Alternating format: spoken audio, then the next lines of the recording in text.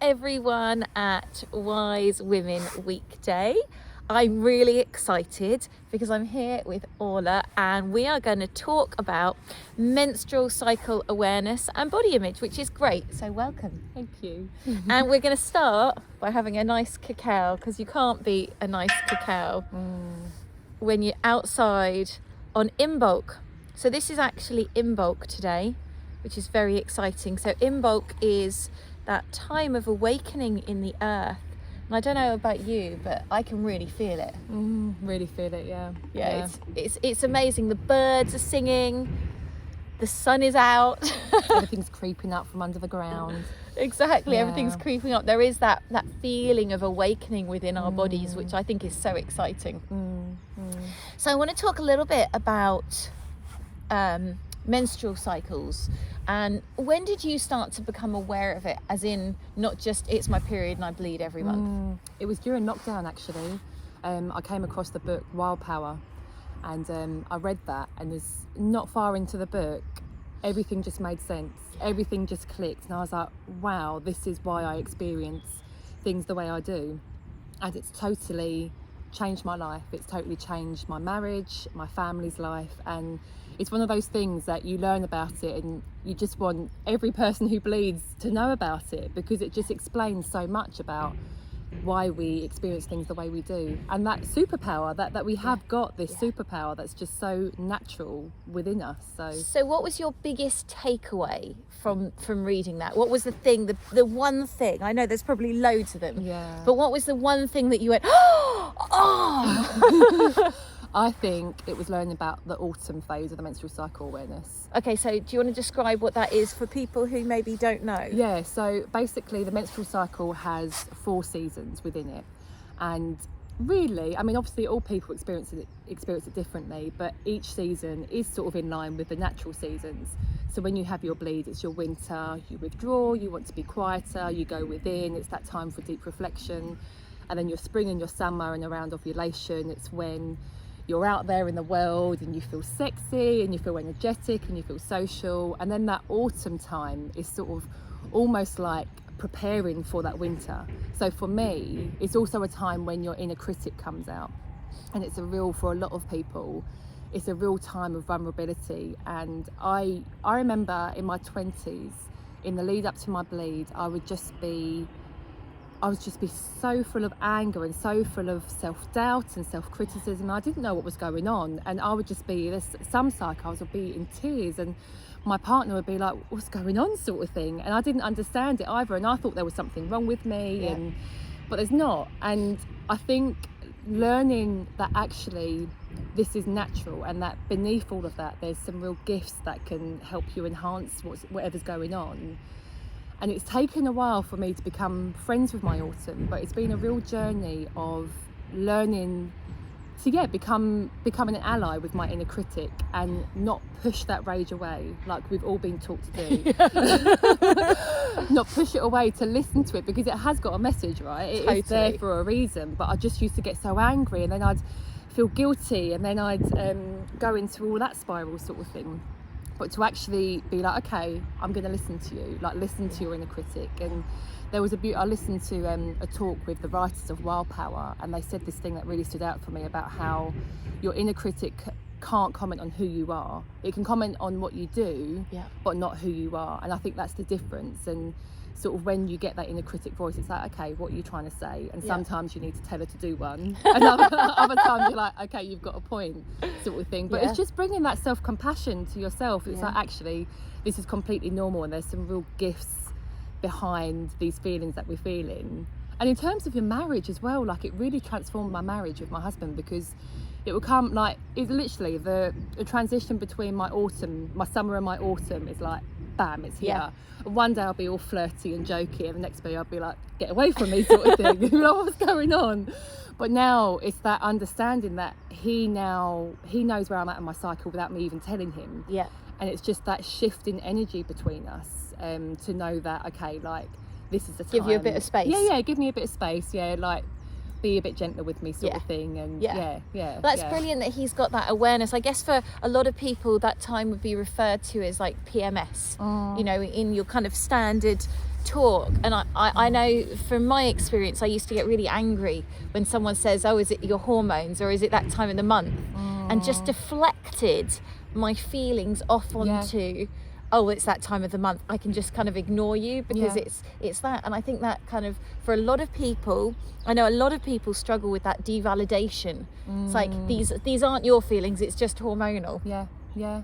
Whereas actually, I think, you know, the education for men is so important about the hormone cycle and what's going on, but not just from a technical point of view of like, on this day they may get PMS and they'll be grumpy and moody, but actually the understanding of it, because it is a huge thing. You know, our menstrual cycle is a massive journey each month. And, you know, for me, I'm on my way out of that journey. I'm still in it, but I'm definitely on a different slope. And so it's then navigating that changing landscape. So and that's what I like to call it. It's like navigating the changing landscapes of our hormones, because that's what I felt really represented it quite well, this changing landscape. So you could be on a beautiful flat terrain and suddenly maybe it's a bit hilly, and it changes from when we're teens, you know, all the way up to whenever it is that we then come out the other end of it. And so I like that you've kind of, that your partner can read you and that he can understand your change. And I think, you know, if we can all start to look at this in greater detail, I think that's really important. Yeah. What would you say? So you said your inner critic really comes out, but you've made friends. How have you made friends? Like what would you say the steps are? Because we all have that voice, don't we, that says, oh, you're rubbish, or you're this, or you're that. But what would you say has really helped you to kind of embrace that inner critic a bit more? I think it's been a mixture of things. Menstrual cycle awareness has been a massive part of it, but just that journey of finding that self-compassion and figuring out where that's come from, like this idea of perfectionism and things like that I certainly struggle with. But I think the key thing for me within all of it, especially when I'm in my autumn, is not pushing it away. That every emotion, everything has a meaning behind it. And like, of course, sometimes like I've said, you do have to tell it to do one, because it's not relevant or whatever. But I think it is just surrendering to it and like accepting that and feeling it. And just listening to it, hearing what it's got to say, sort of thing. That's been the key thing for me. So the listening. And what would you say, you know, I think what you said about the emotions, you know, a lot of people get rage and anger, you know, and it's hard sometimes because you don't want to take that out on people you love, but sometimes you just can't do anything but explode. What have you found around your emotions? What do you do to support yourself on that side of things? I think for me, it's I really struggle. I'm starting to come out the other end, but I really struggle with mum guilt. And especially in my autumn, if I snap or anything like that, I'll really beat myself up about it. But it's that awareness that not everyone is perfect, and the key thing is, if I do snap, if I do shout, it's the repair afterwards sort of thing. To sort of explain to them, okay, like it's actually nothing to do with me, it's something that's going on in mummy's body. And they know about my menstrual cycle as well. Great. So they'll know that like in my autumn, like I might not be as playful, I might not want to do as much as stuff, and in my winter, like it's normally like really chilled and I might take myself up a lot and stuff like that. So it's just sort of been incorporating all of that in. What was the original question you asked? I can't remember. No. Emotions. Emotions. How do you deal with emotions? So just trying to do all the mindfulness, to pause before you explode and all of that. I try and do all that, but I don't sometimes do it all the time. Sometimes it doesn't happen. No, exactly. And I think it's, and with my husband as well, I think as much as I don't want to be like that with him, of course not, but I think again it's that awareness and that trusting in that love, and him knowing, okay, she's in quite a vulnerable part of her cycle, I'm just going to back off and let her be, sort of thing, and let her have this one, sort of thing. Does he do that? Does he let you have that one? Yeah, you know what, he does. I mean, not always, and there's only so much that they can take, right? Exactly. Like, because sometimes my autumn is fierce and I wouldn't want to be around me in my autumn, sort of thing. So but it's still an ongoing thing for me to try and do the work that I need to do before, to not let it explode, and also honour that these are the feelings I've got. And sometimes it's a good thing. Like I remember once a couple months ago we were having some work done in the house, and we were being messed around basically, and I waited until my autumn to make the phone call, because I just thought, right, that's going to be a good time to do it, because Brilliant. Yeah, Brilliant. Because sometimes, you know, we do need that fire, we do need that heat in our bellies. Yeah. To be able to push through things. But I think, you know, one of the things from my cycle that I've kind of noticed and worked with is that if I suppress things through the month, if I don't speak up earlier in the month about issues, then they will bite me. They will come out like in full force at that autumn time, because Right. it's like no more messing around. That as you said, that you waited to make that call. But if we wait on issues that we have with maybe our partners or our children or just our family or friends, then they can come out and explode that little bit more. Yeah, that makes sense. Because your body's like, no, I've had enough. Yeah. Like, I'm not putting up with this anymore. Yeah. So it can also, I think, be that indicator of where things are out of balance through the month. Yeah. If we choose to see it like that. Because I think a lot of women find that when it comes to just before their bleed, you know, in their autumn, that they don't want to do all the things that they've been doing, because women give so much. And it's like, where's the giving back? Where's that nurturing? And I think, you know, in society, that's where, for me, the kind of whole concept of the red tent, you know, that space that you go away to when you're on your bleed, if, you know, that's what it originally was. Now, obviously, you can't always do that, but having that space to pull back a bit, so that's kind of your body saying, now's the time to replenish you. You've been giving to everyone else, but you can't give from an empty cup. No, exactly. Yeah. So let's fill up now, so that we can then keep giving. It's literally like a rebirth, isn't it? That's how I experience, isn't it? Like, sometimes, like, that tension before your bleed comes, and it's just like such a release. And and it's such moments of clarity throughout that, especially those 5 days in the lead up to your bleed. Like, there's such clarity if you're open to it. Sometimes I miss it, sometimes I'm too busy doing, or I'm so stuck in, because in that, like, autumn's a good time for me to tick off all the to-do lists, but sometimes I get so stuck in that I'm not opening myself up to receive those messages and things. But I quite often like to see it as sifting through the BS sort of thing, like in your autumn, like, finally I see. And sometimes I think that rage that you feel and that irritation you feel is actually, it can be, for me anyway, I can quite easily go into victim mode or project it onto other people, but actually it's just showing you where things aren't balanced in my life. It's like, actually, I can't do this anymore. I need to put some boundaries in place here and stuff like that. So it's a real gift. It really is. I think for me, you know, when I start my bleed, that's when I have the most relief, and that's when I have the most clarity, and that's actually, I've noticed, the time that I feel the best. Because, you know, I've always had I've been blessed. Well, that's not actually true. When I first started out my bleed, I had endometriosis, and it was horrible for many, many years. But through diet, through nutrition, through, you know, energetic work of releasing, that went. And I, knock on wood, I haven't had that for a very long time. But for me now, you know, for as I said, like probably 19, 20 years, my bleed has been very regular, very easy, relatively so. And now, as it goes into a different time when I can't predict it, when I don't have that same assurity of it coming at the same time, when it arrives, it's like, and all the mood balances, and, you know, it just feels like heaven. It's like, and also I get really excited, because I use my blood to feed all my plants. And I guess, you know, for me, you've got a while still on this, but as I head out, every bleed is that excitement of it's still here. I can still feed all my plants. I think, you know, what would you say? Do you have what children do you have? Boys, girls? I've got 2 girls. 2 girls. Yeah. So that's really exciting that they're getting this knowledge from so early on. Yeah. They have so much more awareness than I did of even like the female anatomy. They know more about the female genitals than I knew in my 20s. Wow. But it just shows, doesn't it? Like, I remember, I think it was in my early 20s, I found out that I didn't wee out of my vagina. And it's just, it's crazy, and they know that already. They know the difference, but it's just so crazy how you get taught these things at school, but it's sort of, I don't know, I don't know what it is, but it's just the focus is taken away on the female, I suppose. Yeah. How do you think that you're kind of, is there a link, do you think, between your menstrual awareness and also your kind of sexual awareness of yourself as a woman and how you receive pleasure and things like that? I think it's gone hand in hand.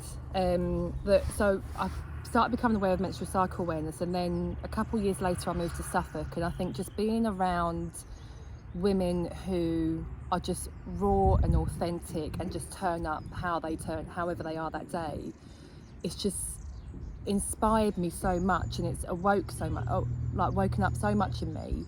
And I think it's sort of tied in together, learning about my mood and my sexuality throughout my cycle as well in general. And it's still ongoing. It's still, I mean, obviously spring and summer is a great time for that. It's natural time for that, like especially when you're ovulating.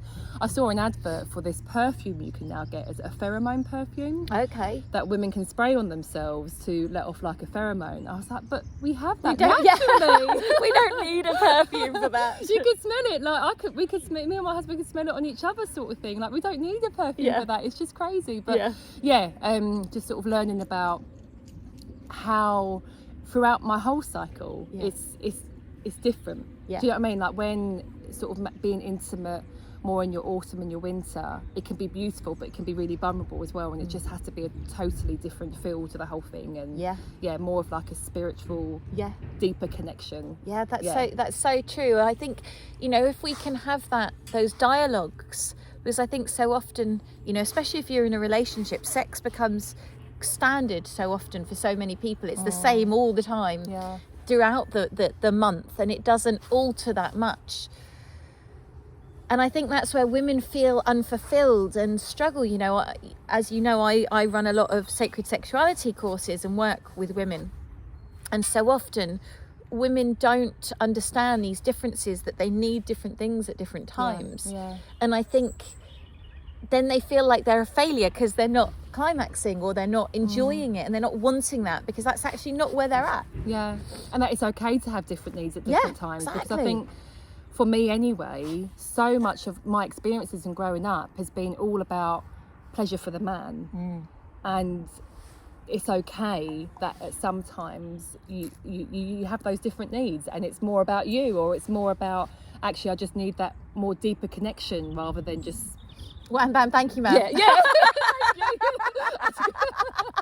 Couldn't think of any other way to say it than that. The perfect way to say it. Because sometimes you just want to sit and breathe, don't you, and just connect your hearts and just be in that space of, I think sorry, I've got a bit of cardamom.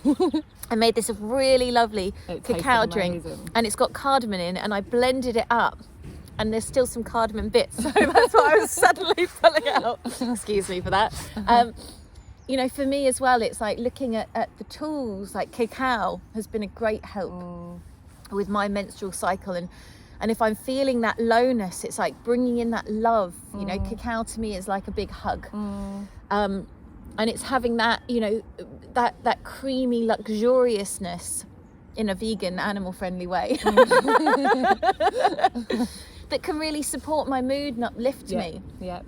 But again, it's like, you know, what I'm seeing at the moment, which is huge as well around cacao, is people grab hold of something and then they use it all through the month, and it's too much for the body to have things all the time. So I think having special things at certain times of the month can really be like honouring that change, you know. So it's like doing a nice cacao ceremony as you shift into autumn to bring in that love and that nurturing more as you have these bigger emotions. Could be quite a nice thing to do for people. I think it's quite important to do as well, to do something to mark that transition, just to sort of take a moment to be like, okay, things are shifting now. I can't be giving now, like I need to go within more. I've got I've done little picture for each season, whatever came to me in that season. I have that up in my bedroom, my shrine area, and I also have different pajamas for each season. Oh, that's good. Yeah. So like if I put on my spring and my summer pajamas, the Your kids are like, husband knows. Yeah. My husband knows, but also the kids are like, yay, like she's gonna be like, she's gonna be fun and vibrant. Yeah, exactly. Yeah, Oh, I love it. That's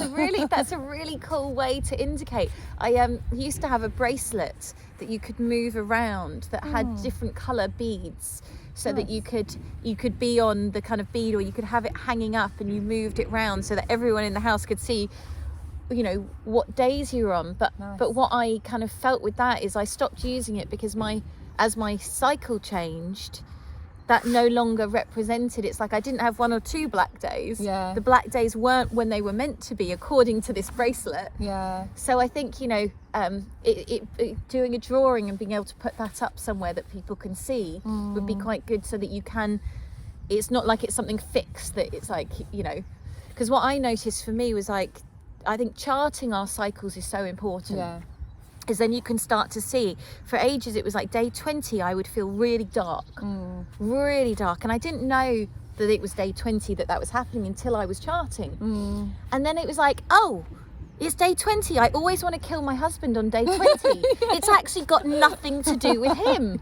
Shit. And it was that awareness that was like, oh my God, this actually has nothing to do with him. Yeah, exactly. Whoa, because it was on those days, it was like, why am I in this relationship? You know, it was like the end of the world. Yeah, I can really relate to that.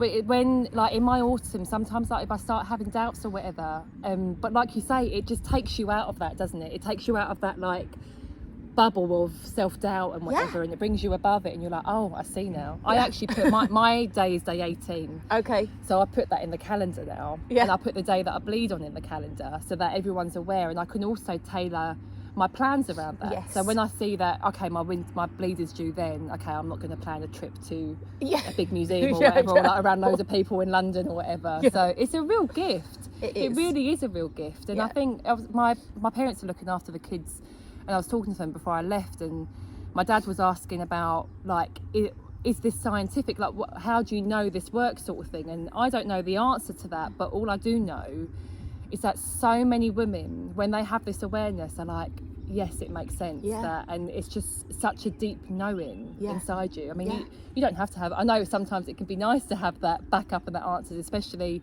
for people that might be a bit more skeptic, but you don't need to. And I think generally the people that are a bit skeptical, no offence any men watching, are men. Because they haven't gone through the cycle, and they don't go through, yes, they have their own cycle, but they don't go through such a huge change in their body every month. To be able to really comprehend that when you start to work with it instead of fighting against it, it makes such a big difference, because ultimately it's our body. And I think this is one of the things that, you know, the reason why it's so important is we grow up in a world where we are disconnected from our body from such a young age. If something goes wrong with our body, if we feel pain in it, we go and hand that over to someone else, to a doctor. What's wrong with me? Instead of actually tuning into our bodies and saying, hey, what do you need? You know, so we have this disconnect, we're programmed with this disconnect from such a young age, that then it makes sense that we're going to be disconnected in our menstrual cycle, because we've been disconnected from everything. So I think when women start to connect to their menstrual cycle, they start to reconnect to the truth of who they are as a divine feminine, as part of this world, part of this beautiful creation, you know, and I think that's such a beautiful thing. I wanted to move on to body image, because I think this is something really important. You know, we're pushed this whole thing of we need to look a certain way to be beautiful. And I think for me, I was very, very lucky that I was always really skinny, and I didn't feel lucky at the time because I could never put on weight. So it was actually not a good thing. And as I've got older and had children, then your body changes. And that can be really hard, because society says this is how we should look. You know, what's your thoughts and feelings on body image? What's your experience with that? I had a really profound experience in my teenage years, which I've only recently realised has really affected how I am as a woman today and in my marriage. And I think that just before I did your Sacred Sexuality course, it started coming to the surface a bit. And then I did that, and that's when I started going deeper into it. But I think for me, again, it was all about everything I watched, everything around me was, how can you make yourself look good for the man, sort of thing. You have to look a certain way, you have to be a certain way.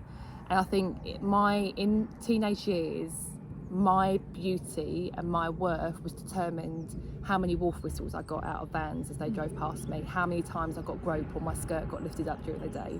If I didn't get wolf whistled when I was walking home, I'd be worried that I was like, oh, what's wrong? Why don't I look beautiful today? Why didn't they find me attractive today, sort of thing.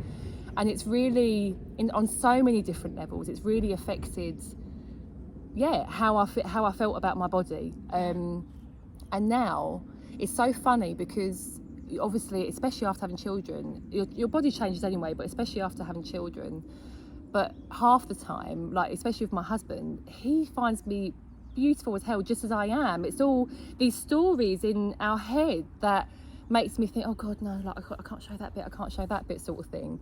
But even though I had those experiences, I was also quite blessed, I think, to have a mum that really embraced her body. And at the time, as a teenager, I might struggle, like, I don't know, if she hadn't shaved her armpits or something, I'd be like, oh God, no, like my friends are coming round. But now looking back, I'm like, I wish I could go back and give her a high five and be like, yes, because she didn't wear makeup, like she was just her. She dressed how she wanted to, how comfortably and stuff like that. And I wish I realised that at the time and took that in more, that is actually a really wonderful role model to have in a world where everything is just screaming the opposite to you. And like the music videos, I used to watch like these music videos of the way the women were, and it's not just about the body image, it's just about I'm giving everything to you, what do you need from me, sort of thing. And I would almost like reenact that whenever I was with someone, sort of thing. It's really messed up, and it takes a lot to peel the layers away and come away from that. It's such an interesting topic. It's something that I feel really called to explore at the moment, because we are so programmed sexually as well by what we watch, like you said, the music videos where women are just like they're just there as receptacles for men. And that's really starting to do something in my body. I mean, I've been working on this for a long time, but more recently there's quite a lot of rage in me about this perception of the masculine and feminine. And I guess it's that perception of the feminine is more weak and should do whatever they can to attract the man in. Whereas actually, you know, if you look back in history and if you really like feel into it, it feels the total opposite. It's like the woman is the one who should be standing there strong and tall and just magnetising. The man will just come because he can smell her pheromones, you know. You don't need a spray. You don't need a spray. It's funny because with Giles, he's always like, you know, really amorous. And it's like, you know, we've got to be careful, I'm ovulating. And he's like, oh, that's why. You know, and there's that pull, isn't there? It's like in the spring. It's like, what do the animals want to do? Well, they all want to mate because it's like the sap's rising, you know, and this is with all of us. But I think, you know, if we can try and change our perception, and I don't know how we do that, except for it's an individual journey. I don't think there's one size fits all, but we can change, if we can start to really empower ourselves to stand tall and not reach out all the time for the man or for men or for attention. And I don't know how we do this societally, but I think this is, you know, it feels like we need to explore this a lot, you know? I think there's so much behind it. And it will go back even to like sex education at school. And things like, there's so much that can be done to change that. And like, for example, with masturbation, I didn't know women did it. Like, I just thought it was something that men did, sort of thing. Like, and if women did do it, it's like, they were dirty, kind of disgusting. And even that, but even that, it's really new for me. Like, I'm in my 30s and it's really new for me, but I'm just so grateful that I'm around women and doing courses like yours where it's like, no, do it, like, I'm prescribing this to you for your sexual healing, sort of thing. It's like, okay. But it is so true. And I think when women start to masturbate and start to feel that joy and pleasure in themselves, then what that does is it empowers them not to need. And I'm not saying that we don't want to have men. This isn't trying to push men out at all, because, you know, it's beautiful when you make love and you connect with a man, and, you know, it's that union is exquisite, or a female, if you know, whatever it is. that connection is beautiful. But when we can connect to ourselves Yes. primarily, there's not that desire for that attention so much, I Yeah. think, from others. Yeah, and it's a gift to them as well. If you know what you want and you like, it's totally shifted how I see things. It really has. And it's like the menstrual cycle awareness. I just wish more this was out there more, sort of thing. And it's a gift for ourselves, and it's a gift for those around us as well. It all goes back to you, doesn't it? It Like does. with you were saying, like with Giles that one day, and like the same for me. And you think it's about everyone else, but it's not. It always comes back to you. So we have to start doing that work and connecting with ourselves, connecting with our bodies, connecting with our truth, whatever that looks like. And that's why I'm doing these, so we can share our truths and all the different truths and perceptions and awareness, so that everyone can then go, that resonated for me, or that bit didn't resonate, because we all have a different take on something. And so the more we can talk and share, the more we can all grow what actually our feeling is about something. Yeah. Amazing. Thank you so much for being on my show you. with me. It's been really lovely chatting with you. Thank you guys for watching. I hope you have enjoyed, and lots of love, and see you soon.